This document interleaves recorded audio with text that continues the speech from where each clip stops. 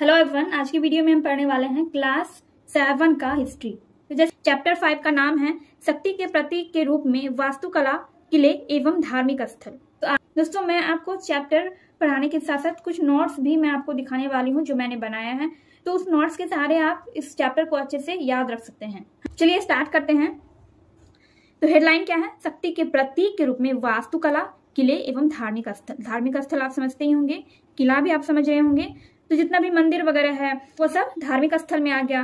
किले वगैरह तो जानते ही हैं, वास्तुकला में हो गया कि मतलब उसका बनावट, उसका संरचना, उसका शैली क्या है उसको बनाने का। तो इसी सब चीज के बारे में हम पढ़ने वाले हैं। तो उसी को वास्तुकला कहा जाता है, वास्तुकला, किले एवं धार्मिक स्थल। तो इसी चीज को हम इस चैप्टर में देखने वाले हैं। ठीक है, देखिए, मुख्यमंत्री बिहार दर्शन योजना के अंतर्गत बच्चे अपने विद्यालय से शैक्षणिक परिभ्रमण पर बोध गया पहुंचे। वहां सबसे पहले उन्होंने विश्व प्रसिद्ध महाबोधि मंदिर को देखा। ठीक है, कहाँ गए? बोध गया गए और वहां उन्होंने क्या देखा? महाबोधि मंदिर को देखा, जिससे वे बहुत प्रभावित हुए। उनमें से कुछ बच्चों ने अपने शिक्षक के सहयोग से मंदिर निर्माण शैली, अब शैली को इंग्लिश में कहते हैं स्टाइल। ठीक है, तो मंदिर निर्माण की शैली यानी संरचना, उसमें प्रयुक्त सामग्री, निर्माता के उद्देश्य, उसका काल इत्यादि से संबंधित प्रश्न पूछे।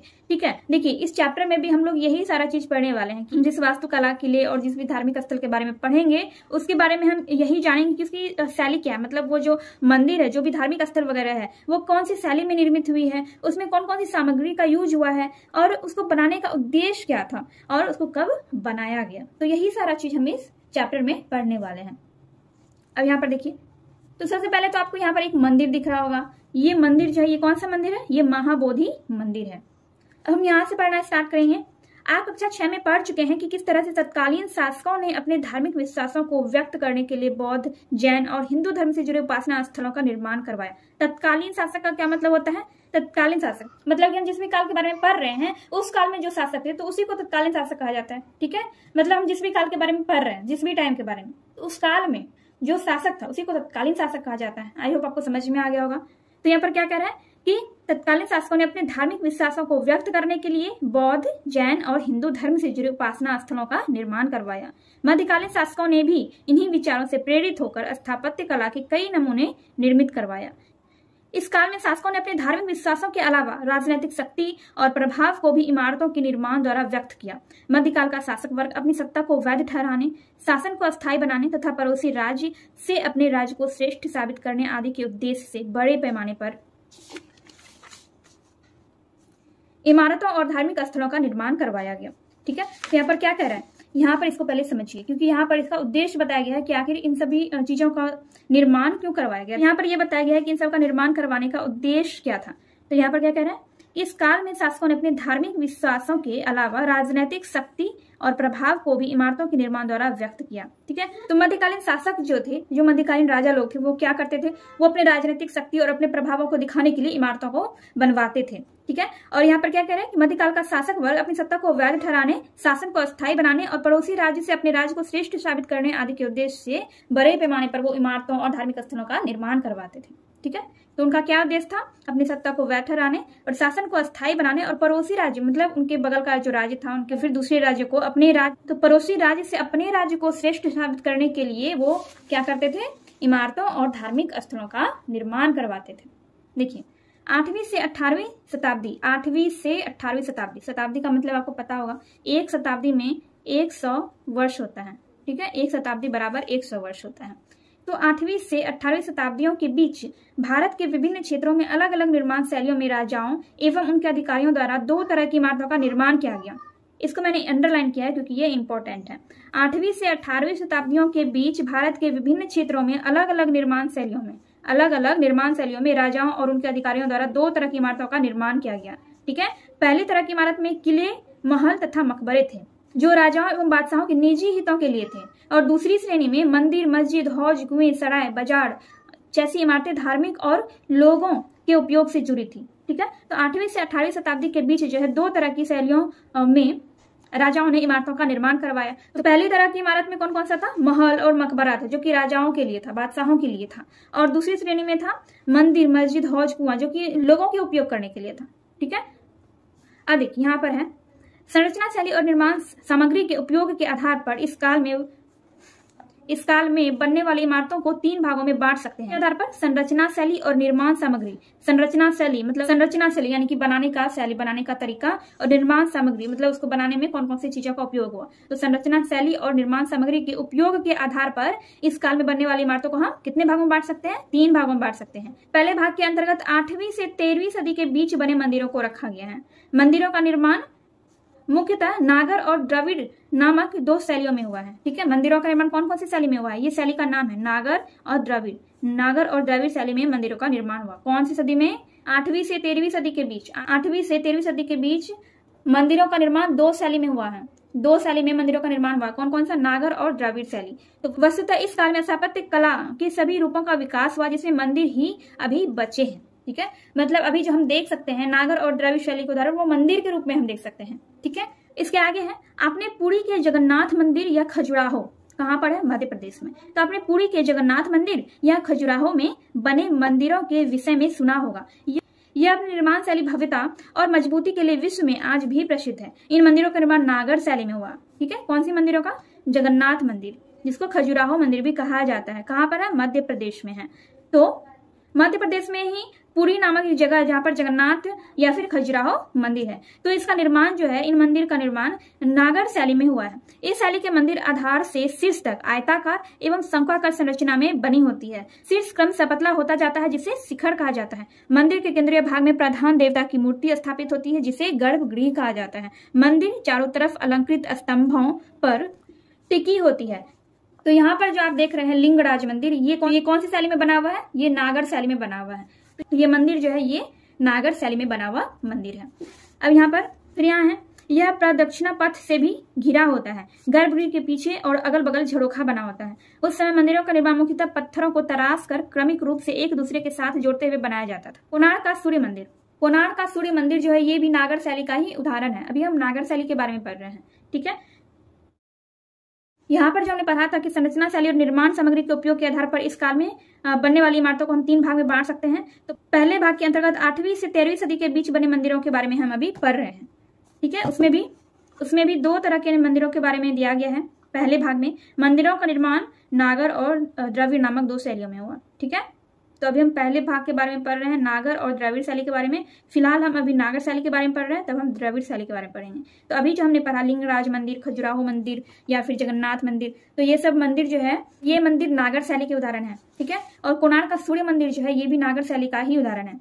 देखिए, 13वीं शताब्दी में निर्मित वास्तुकला की महान उपलब्धि कोणार्क का सूर्य मंदिर है। सूर्य पौराणिक कथाओं में अपने 7 घोड़ों वाले रथों पर सवार होकर आकाश में चलता है। इसी दृश्य को मंदिर के रूप में अभिव्यक्त किया गया है। मंदिर को रथ का रूप दिया गया है। मंदिर का आधार एक विशाल चबूतरा है। इसके चारों ओर पत्थर के तराशे हुए 12 पहिए लगाए गए हैं और सूर्य के रथ का पूरा एहसास कराने के लिए चबूतरे के सामने जो सीढ़ियां हैं उनसे 7 अश्वों की स्वतंत्र मूर्तियां ऐसे लगी है जैसे ये 7 घोड़े रथ को खींच रहे हैं। इस चबूतरे पर मंदिर के 2 भवनों देकुल और जगमोहन का निर्माण किया गया है। मंदिर के बाह्य दीवारें उकेड़ी हुई है, आकृतियों से सजी हुई है। ये आकृतियां फूल पत्तियों, पशुदेव, दानव, काल्पनिक पशुओं के रूप में बड़े आकार में उत्कीर्ण है। ठीक है, तो कोणार्क का जो सूर्य मंदिर है ये भी नागर शैली का ही उदाहरण है। तो अभी हमने पढ़ा नागर शैली के बारे में। नागर शैली में कौन कौन सा मंदिर हमने देखा? जगन्नाथ मंदिर, लिंगराज मंदिर और कोणार्क का सूर्य मंदिर। अब हम पढ़ने वाले हैं यहाँ पर, अब हम पढ़ेंगे द्रविड़ शैली के बारे में। इसी काल में यानी कि 8वीं से 13वीं सदी में, 8वीं से 13वीं शताब्दी में, इसी काल में दक्षिण भारत में मंदिर स्थापत्य कला की द्रविड़ शैली का विकास हुआ। ठीक है, यानी कि 8वीं से 13वीं शताब्दी में ही द्रविड़ शैली का विकास हुआ।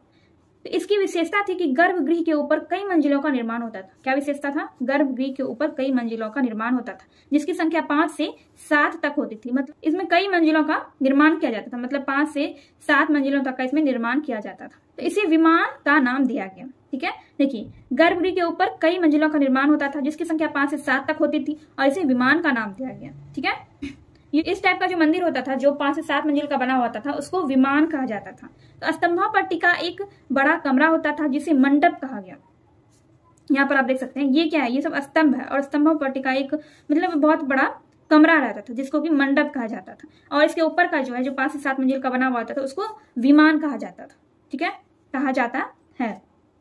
तो स्तंभों पर टिका एक बड़ा कमरा होता था जिसे मंडप कहा गया, और गर्भगृह के सामने अलंकृत स्तंभों पर टिका एक बड़ा कक्ष होता था जिसमें धार्मिक अनुष्ठान किए जाते थे। पूर्ण मंदिर की संरचना ऊंची दीवारों से घिरी होती, जिसमें एक प्रवेश द्वार होता था, वह बहुत भव्य और अलंकृत होता था। इसे गोपुरम कहा जाता था। किसको? प्रवेश द्वार जो होता था उसको गोपुरम कहा जाता था। मंदिर का जो प्रवेश द्वार होता था वो बहुत बड़ा यानी बहुत भव्य और अलंकृत होता था, बहुत सजा हुआ होता था, और उसी को गोपुरम कहा जाता है। ठीक है, इसका सबसे महत्वपूर्ण उदाहरण मदुरै का मीनाक्षी सुंदरेश्वर मंदिर है। मीनाक्षी सुंदरेश्वर मंदिर, मीनाक्षी सुंदरेश्वर मंदिर एक ही है। ठीक है, मदुरै में ही है मीनाक्षी सुंदरेश्वर मंदिर। मीनाक्षी माता पार्वती को माना गया और सुंदरेश्वर भगवान शिव को। ठीक है, तो मदुरै का मीनाक्षी सुंदरेश्वर मंदिर जो है वो भगवान शिव और पार्वती जी का मंदिर है। तो तंजौर का बृहदेश्वर मंदिर द्राविड़ शैली में ही समर्पित है, लेकिन सामान्यतः दिखने में वह नागर शैली की विशेषताओं से परिपूर्ण लगता है। तो द्राविड़ शैली का उदाहरण है मदुरै का मीनाक्षी सुंदरेश्वर मंदिर, तंजौर का बृहदेश्वर मंदिर। ठीक है, जो कि द्राविड़ शैली में ही निर्मित है। तंजौर का बृहदेश्वर मंदिर जो है वो द्राविड़ शैली में ही निर्मित है, लेकिन वह दिखने में कैसा लगता है? नागर शैली जैसा। इस तरह के मंदिरों का निर्माण एक साथ शासकों की शक्ति, धन, वैभव और भक्ति भाव को प्रदर्शित करते हैं। इसका प्रमाण है बृहदेश्वर मंदिर से जुड़ा एक अभिलेख। इससे ज्ञात होता है कि मंदिर का निर्माण राजा राजदेव ने अपने देवता की उपासना हेतु किया था, जिसका नाम राजा राजेश्वरम था। तो एक अभिलेख है बृहदेश्वर मंदिर से जुड़ा हुआ, उसमें लिखा हुआ है, उससे ये जानकारी मिलती है कि राजा राजदेव ने अपने देवता की उपासना करने के लिए, उनकी पूजा करने के लिए इस मंदिर का निर्माण करा। शासक और भगवान के नाम में समानता का उद्देश्य था जनता के समक्ष अपने आप को ईश्वर के प्रतिनिधि के रूप में पेश करना। धार्मिक अनुष्ठान में भी देवता और राजा दोनों की उपासना की जाती थी। राजा का देवता मंदिर का प्रधान देवता होता था, तो लघु देवता उसके सहयोगियों और अधीनस्थों के। तो उस टाइम में राजा को ईश्वर का प्रतिनिधि माना जाता था। ठीक है, ऐसा माना जाता था कि राजा जो है वो ईश्वर के द्वारा भेजे गए हैं, ईश्वर के वो प्रतिनिधि हैं। ठीक है, और धार्मिक अनुष्ठान में देवता और राजा दोनों की उपासना की जाती थी। राजा का देवता मंदिर का प्रधान देवता होता था। मंदिर का जो प्रधान देवता होता था वो राजा का देवता होता था, और लघु देवता उसके सहयोगियों और अधीनस्थों के। और राजा के जो सहयोगी और उनके अधीनस्थ जो कर्मचारी थे, उनके जो अधिकारी थे, उनके अधीनस्थ, उनके देवता होते थे लघु देवता। लघु का मतलब होता है छोटा। इस प्रकार मंदिर और उसमें स्थापित देवी देवता शासक और उसके सहयोगियों द्वारा शासित क्षेत्र का छोटा रूप था। तो अभी तक हमने पढ़ा नागर शैली और द्राविड़ शैली के बारे में। तो अभी हमने पहले भाग के बारे में पढ़ा है। 8वीं से 13वीं सदी में जो भी मंदिर का निर्माण हुआ, जिस भी धार्मिक स्थल या जो भी स्थापत्य कला का निर्माण हुआ, उसके बारे में हमने पढ़ा। तो हमने 2 शैलियों के बारे में पढ़ा, नागर शैली और द्राविड़ शैली। ठीक है, तो पहले हम इसको पढ़ लेते हैं, उसके बाद हम इसका नोट्स भी देखेंगे। तो यहाँ पर अब द्वितीय भाग के बारे में पढ़ने वाले हैं। पहले हमने पढ़ा 8वीं से 13वीं सदी तक, अब हम पढ़ेंगे 13वीं से 16वीं सदी के बारे में। ठीक है, तो द्वितीय भाग के अंतर्गत 13वीं से 16वीं सदी के बीच बनी इमारतों को रखते हैं। ठीक है, इस काल की इमारतें स्थापत्य कला के सभी विधाओं में नई है। इसका निर्माण मुस्लिम शासकों द्वारा किया गया। इसमें आपको क्या याद रखना है? 13वीं से 16वीं सदी में जो भी इमारतों का निर्माण हुआ, उसका निर्माण मुस्लिम शासकों द्वारा किया गया। इस काल में भारत में एक नए शासक वंश तुर्क अफगान शासक वर्ग की स्थापना हुई। 13वीं से 16वीं सदी में ही तुर्क अफगान शासक की स्थापना हुई। नए शासक वर्ग की पहली आवश्यकता थी रहने के लिए भवन और अपने समर्थकों हेतु पूजा स्थलों का निर्माण। समर्थक का मतलब क्या होता है? साथ देने वाला। मतलब उनके जो साथी थे उनके लिए पूजा स्थलों का निर्माण करवाना और उनके रहने के लिए भवन की आवश्यकता उनको थी।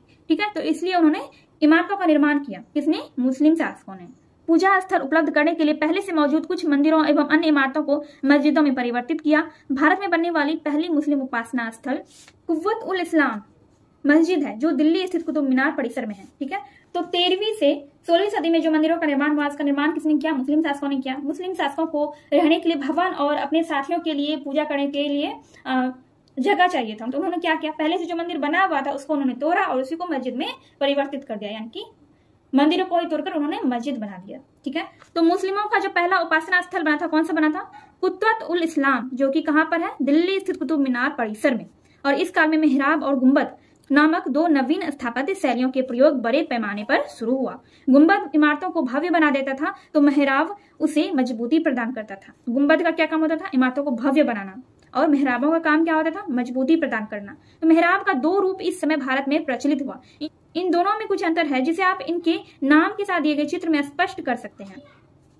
तो इधर आपको मेहराब के बारे में यहाँ पर दिया गया है, मेहराब का संरचना दिया गया है। इस तरह से ये जो बना हुआ होता है ये मेहराब है। ठीक है, इस तरह से जो बना हुआ होता है वो क्या होता है? मेहराब कहलाता है। और गुंबद क्या होता है? आप नीचे चित्र में आप देखेंगे, गुंबद जो होता है वो गोल आकार का होता है।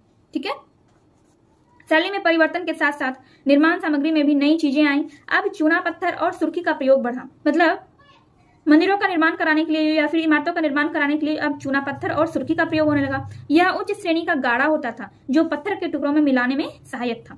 इसी वजह से विशाल ढांचा का निर्माण सरल और तेज हुआ। इससे पहले भारत में इमारतों को बनाने में सहतीर का उपयोग पर आधारित क्षैतिज शैली को अपनाया जाता था, जिसमें एक विस्तृत संरचना का निर्माण संभव नहीं था। ठीक है, तो इस काल में क्या हुआ, 13वीं से 16वीं शताब्दी में इमारतों को बनाने के लिए चूना पत्थर और सुर्खी का प्रयोग होने लगा। और इससे पहले भारत में इमारतों को बनाने के लिए सहतीर का उपयोग किया जाता था। तो इसमें क्या होता था, एक विस्तृत संरचना, एकदम विशाल इमारत जो है इसमें नहीं बनाया जा सकता था।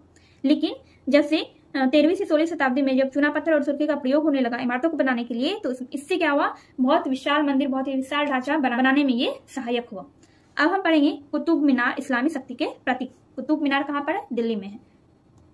दिल्ली के मेहरौली गांव में स्थित है कुतुब मीनार। और आप यहाँ पर देख रहे हैं अलाई दरवाजा, और आप जो यहाँ पर ये देख रहे हैं इसी को गुंबद कहा जाता है। ठीक है, अब इसको हम पढ़ेंगे।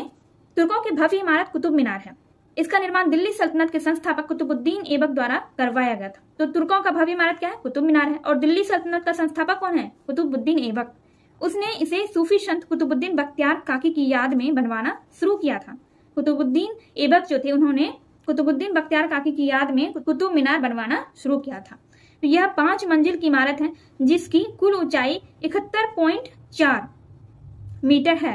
पहली मंजिल ऐबक द्वारा बनवाया गया और अगली 3 मंजिल इल्तुतमिश ने 1229 ईस्वी में बनवाया। तो कुतुबुद्दीन ऐबक जो थे उन्होंने ही कुतुब मीनार का निर्माण शुरू करवाया था, लेकिन उनकी मृत्यु हो जाने के बाद उनके जो बाद के शासक आए, उनका जो उत्तराधिकारी था इल्तुतमिश, तो इल्तुतमिश जो है ये कुतुबुद्दीन ऐबक के दामाद थे। तो कुतुबुद्दीन ऐबक के मरने के बाद जब इल्तुतमिश शासक बने तो इन्होंने ही कुतुब मीनार के अधूरे काम को पूरा करवाया। तो इस मीनार का शीर्ष वज्रपात या बिजली गिरने के कारण टूट गया, जिसकी मरम्मत फिरोज तुगलक ने करवाया। साथ ही उसी ने इसमें एक मंजिल और जोड़ा। ठीक है, तो इल्तुतमिश ने 1229 ईस्वी में कुतुब मीनार पूरा कर दिया, लेकिन बिजली गिरने की वजह से क्या हुआ, मीनार का ऊपरी सिरा जो है, मीनार का शीर्ष वो टूट गया। तो फिर फिरोज तुगलक ने उसका मरम्मत करवाया और उसमें एक मंजिल और जोड़ दिया। तो इसका मुख्य आकर्षण इसके छज्जे हैं जो मीनार से जुड़े हुए हैं। लाल और सफेद बालू पत्थर तथा संगमरमर से इसका निर्माण हुआ है। कुतुब मीनार का निर्माण इस्लामी शैली में हुआ है। कुतुब मीनार का निर्माण कौन सी शैली में हुआ है, इस्लामी शैली में हुआ है। और यहाँ पर जो आप देख रहे हैं ये गयासुद्दीन का मकबरा है, और ऊपर जो आप देख रहे हैं यही गुंबद है। तो मेहराब तो मैंने आपको पहले ही बता दिया, गुंबद भी आप समझ गए होंगे गुंबद कैसा होता है। तो मेहराब के वैज्ञानिक विधि का पहली बार प्रयोग कुतुब मीनार के प्रवेश द्वार अलाई दरवाजा में देखते हैं। कुतुब मीनार का जो प्रवेश द्वार है अलाई दरवाजा, इसमें मेहराब का प्रयोग किया गया है और इसी पे गुंबद का भी प्रयोग किया गया है। तो यह कुतुब मीनार परिसर में स्थित है। इस्लामी शैली के मेहराब के निर्माण के लिए यह इमारत भारत में प्रसिद्ध है। तुगलक कालीन स्थापत्य में गयासुद्दीन का मकबरा एक नई शैली की ओर संकेत करता है। इसमें भारतीय और इस्लामी शैलियों का सुंदर एवं संतुलित समावेश हुआ है। तुगलक काल के भवनों का निर्माण बड़े पैमाने पर हुआ। इस काल की इमारत ऊंचे चबूतरे और गुंबद संगमरमर का बनाया गया है। तो इस काल में क्या है कि गुंबद जो है संगमरमर का बनवाया गया था। दिल्ली सल्तनत के कमजोर होने के साथ साथ वहां के कलाकारों का अन्य क्षेत्रों में पलायन हुआ। जब दिल्ली सल्तनत कमजोर हो गया, जब वहां के राजा जो है इल्तुतमिश के मरने के बाद जो है वो दिल्ली सल्तनत जो है धीरे धीरे कमजोर होने लगा। तो उसके बाद जो है वहां के कलाकार क्या हुए, मतलब दिल्ली में जो भी अच्छे अच्छे कलाकार थे इमारतों को बनाने के लिए वो सब वहां से भागने लगे। तो पलायन का मतलब होता है भागना। वहाँ स्थानीय शासकों ने जिनका उदय सल्तनत काल के पतन के बाद हुआ, इन्हें संरक्षण प्रदान किया। इन राज्यों में स्थानीय विशेषताओं को ग्रहण कर स्थापत्य कला का काफी विकास किया गया। ऐसे स्थानीय राज्य जिसने कला का बहुत संरक्षण दिया वे थे गुजरात, बंगाल, जौनपुर और मालवा। ठीक है, तो जब दिल्ली सल्तनत का पतन हो गया उसके बाद जो वहां पर स्थानीय राजा थे, वहां के जो राजा थे दिल्ली के राजा, उन दिल्ली सल्तनत के पतन के बाद वहां के जो स्थानीय राजा थे उन्होंने वहां की कला को संरक्षित किया, वहां की कला को बचाया। तो जिन राज्यों ने कला का संरक्षण किया वो कौन कौन से राज्य थे, गुजरात, बंगाल, जौनपुर और मालवा। अब यहाँ पर है, आप यह जानते होंगे कि 12वीं शताब्दी में बिहार में तुर्कों का अधिकार हो गया था। इसके बाद बिहार में भी तुर्क अफगान शैली में इमारतों का निर्माण शुरू हुआ। तो बिहार में भी तुर्क अफगान शैली में इमारतों का निर्माण हुआ। इनमें आरंभिक इमारत है बिहार शरीफ स्थित मलिक इब्राहिम या मलिक बया का तेलहड़ा का मस्जिद और बेगू हजाम की मस्जिद। ठीक है, तो तुर्क अफगान शैली में इमारतों का निर्माण हुआ कहाँ पर, बिहार में। तो उन्हीं इमारतों का नाम यहाँ पर दिया गया है। बिहार शरीफ में स्थित है मलिक इब्राहिम या फिर जिसको मलिक बया का मकबरा भी कहा जाता है, मलिक इब्राहिम या फिर मलिक बया का मकबरा, तेलहड़ा का मस्जिद, बेगू हजाम की मस्जिद। इसका निर्माण कब हुआ, ये 12वीं शताब्दी में इसका निर्माण किया गया। यहाँ पर मलिक बया के मकबरा के बारे में दिया गया है। बिहार में तुर्क काल की सबसे महत्वपूर्ण इमारत बिहार शरीफ स्थित मलिक इब्राहिम या मलिक बया का मकबरा है। इसका निर्माण 1353 ईस्वी में हुआ। इस पर दिल्ली की तुगलक शैली का प्रभाव है। इसकी प्रेरणा गयासुद्दीन तुगलक के मकबरे से ली गई है। इसमें ढलवां दीवारें और गुंबद बनाया गया है। इसका निर्माण ईंटों से हुआ है। मलिक इब्राहिम प्रसिद्ध सूफी संत थे। मलिक इब्राहिम कौन थे? प्रसिद्ध सूफी संत थे। इस मकबरे का निर्माण इनके लड़के सैयद दाऊद द्वारा किया गया। यानी कि मलिक इब्राहिम का जो बेटा था सैयद, मलिक इब्राहिम के मकबरे का निर्माण करवाया। अब नेक्स्ट यहाँ पर स्थापत्य कला के विकास के तृतीय भाग के बारे में हम नेक्स्ट वीडियो में पढ़ेंगे। पहले हम इसका नोट्स देख लेते हैं। हमने 2 भाग के बारे में पढ़ा, ठीक है। हमने 2 भाग के बारे में पढ़ा। हमने 8वीं से 13वीं शताब्दी के बीच बने मंदिरों के बारे में पढ़ा और हमने दूसरे भाग में हमने 13वीं से 16वीं सदी के बीच बनी इमारतों के बारे में पढ़ा। तो इसी का हम नोट्स देख लेते हैं। तो यहाँ पर आप देख सकते हैं मैंने नोट्स बनाए हैं।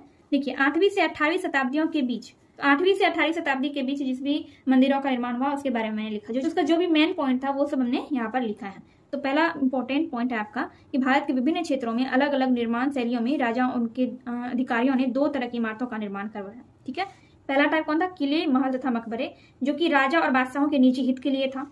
मंदिर, मस्जिद, हौज, कुएं, सराय, बाजार आदि ये किसके लिए था? ये लोगों के उपयोग करने के लिए था, ठीक है। तो पहला इंपॉर्टेंट पॉइंट ये वाला हो गया। दूसरा क्या है? दूसरा पॉइंट है संरचना शैली और निर्माण सामग्री के उपयोग के आधार पर इस काल में बनने वाली इमारतों को 3 भाग में बांट सकते हैं। 3 भागों में बांटा गया। पहले भाग में 8वीं से 13वीं सदी के मंदिर थे, जिसका निर्माण नागर और द्राविड़ शैली में हुआ। तो पहले भाग में जो मंदिरों का निर्माण हुआ, इसका निर्माण कौन सी शैली में हुआ? नागर और द्राविड़ शैली। तो नागर शैली के मंदिर कौन कौन से हैं? जगन्नाथ मंदिर या खजुराहो मंदिर जो कि मध्य प्रदेश में है, सूर्य मंदिर जो कोणार्क में है, ठीक है। फिर द्राविड़ शैली का जो मंदिर है इसमें कौन कौन सा था? मीनाक्षी मंदिर और सुंदरेश्वर मंदिर। मीनाक्षी और सुंदरेश्वर मंदिर एक ही जगह पे मदुरै में ही स्थित है। मीनाक्षी मंदिर ये माता पार्वती का मंदिर है। सुंदरेश्वर मंदिर ये भगवान शिव का मंदिर है। वृद्धेश्वर मंदिर ये तंजौर में स्थित है। फिर हमने पढ़ा 13वीं से 16वीं शताब्दी के मंदिर। इस काल के मंदिरों का निर्माण मुस्लिम शासकों द्वारा किया गया। मुस्लिम शासकों ने इन मस्जिदों का निर्माण करवाया। कुतुब उल इस्लाम, कुतुब मीनार, अलाई दरवाजा, गयासुद्दीन तुगलक का मकबरा, अटाला मस्जिद। 13वीं से 16वीं शताब्दी में जिस भी मस्जिद का निर्माण करवाया गया उसका क्या विशेषता था? मेहराब और गुंबद। और निर्माण सामग्री इसमें कौन कौन सी चीजों का उपयोग किया गया? चूना पत्थर और सुर्खी का प्रयोग किया गया, ठीक है। तो यही चीज हमने इसमें अभी तक पढ़ा है। तो हमने अभी तक 2 भाग के बारे में पढ़ा है। पेज नंबर 85 तक हमने कंप्लीट कर लिया है एंड हमने यहाँ तक पढ़ लिया है। नेक्स्ट वीडियो में हम यहाँ से पढ़ेंगे स्थापत्य कला के विकास के तृतीय भाग के बारे में पढ़ेंगे और इसको पढ़ने के साथ ही हम इसमें दिए गए सारे क्वेश्चंस को भी सॉल्व करेंगे। इस चैप्टर के लास्ट में जितने भी क्वेश्चंस दिए गए हैं सभी क्वेश्चंस को हम लोग नेक्स्ट वीडियो में सॉल्व करेंगे। एंड तो आज का वीडियो यहाँ पर कंप्लीट होता है। एंड ये वीडियो अगर आपको थोड़ी सी भी हेल्पफुल लगी है तो प्लीज वीडियो को लाइक कीजिए, कमेंट कीजिए एंड अपने दोस्तों के साथ वीडियो को शेयर कीजिए।